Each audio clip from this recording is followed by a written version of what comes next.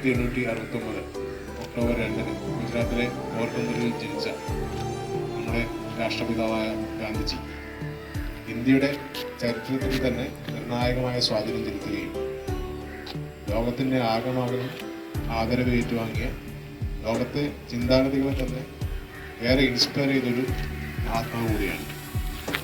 ട്രൂത്തും non വയലൻസും എന്ന അദ്ദേഹം മുഴുവൻ പിടിച്ച ആദർശമാണ്. അദ്ദേഹത്തിൻ്റെ ഏറെ ഇൻസ്പയർ ചെയ്തൊരു കോട്ടുണ്ട്, be the change you wish to see in the world. നമ്മുടെ ലോകത്തിൽ എന്ത് മാറ്റമാണോ കാണാൻ ആഗ്രഹിക്കുന്നത് നമ്മൾ തന്നെയായിട്ട് നമ്മുടെ ജീവിതത്തിൽ തന്നെ കൊണ്ടുവരിക എന്നുള്ള സന്ദേശമാണ് അദ്ദേഹം നൽകിയത്.